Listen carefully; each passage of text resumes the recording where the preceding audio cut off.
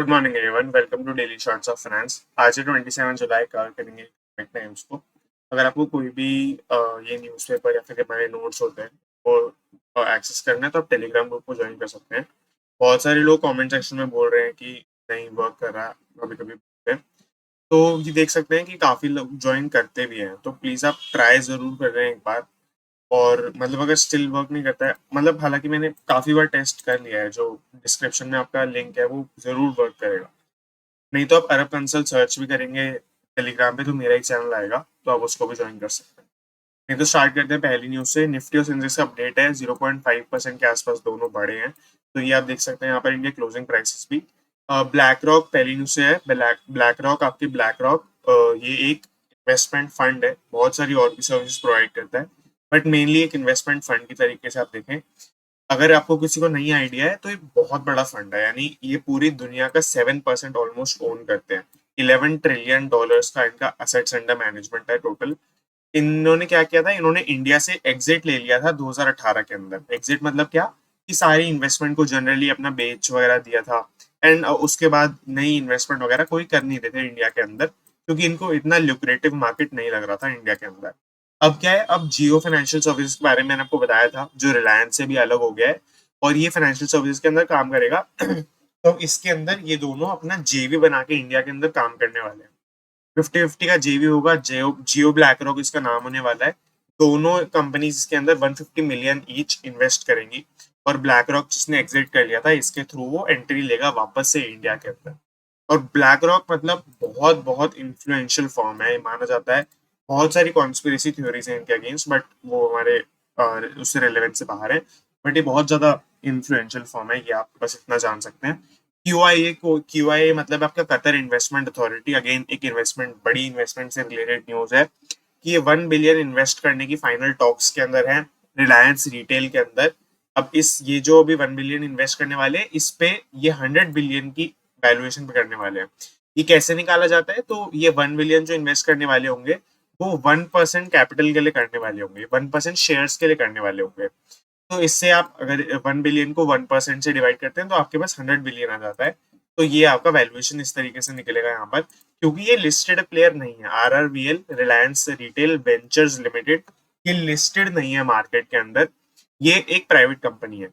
इसका अगर हम फंडिंग से देखें, पिछली वाली फंडिंग से, तो ये 60% प्रीमियम पर लिस्ट हो रहा है।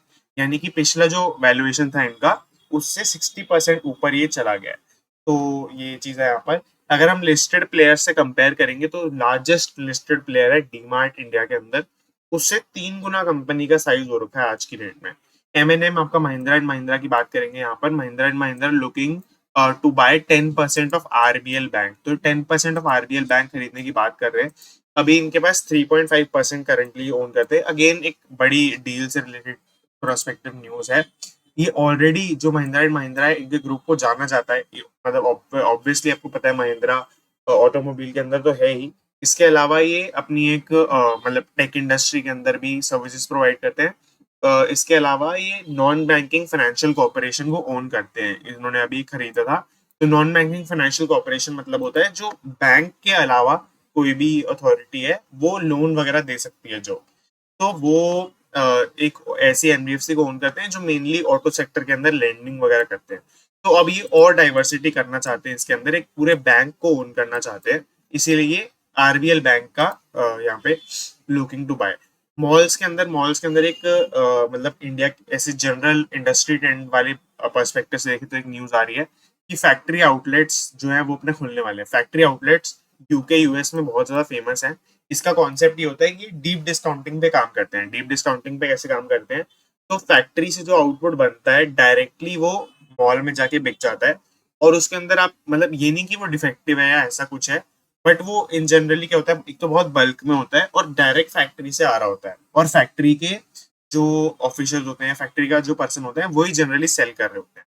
अब आप जो मॉल्स में इन जनरल देखते हैं, इसके अलावा क्या होता है, तो वो प्राइवेट लोग होते हैं जो उन कंपनी से अपना एक तरीके से डिस्ट्रीब्यूटरशिप कह सकते हैं वो खरीदते हैं। तो उनका रिस्क रिवॉर्ड सब उनका होता है, जो ओनर होता है स्टोर का। तो ये नहीं है इस केस में, वो यहाँ पे अपना कंपनी खुद ही बेचती है, तो कंपनी का रिस्क रिवॉर्ड होता है।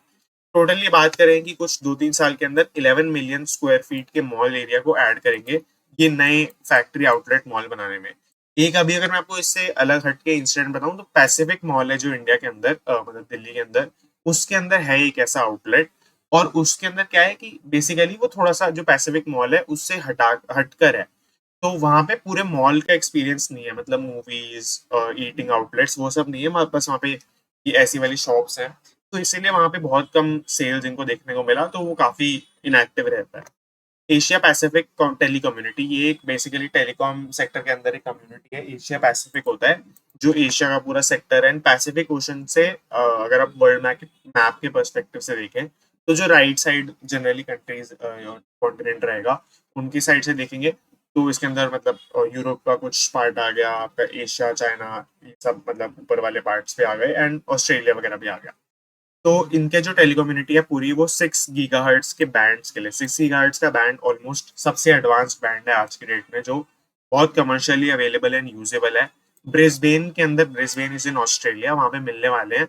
अब क्या है, इसके ऊपर दो चीजें हैं। 6 गीगाहर्ट्ज का ब्रांड है, उसके ऊपर दो चीजें हैं। एक तो मैं आपको पहले 5G समझाता हूँ। 5G के लिए ये बात हो रही है मेनली, कि जो इंडिया के टेलीकॉम कंपनीज हैं उनको ये क्यों चाहिए, उनको 5G रोल आउट करने के लिए चाहिए।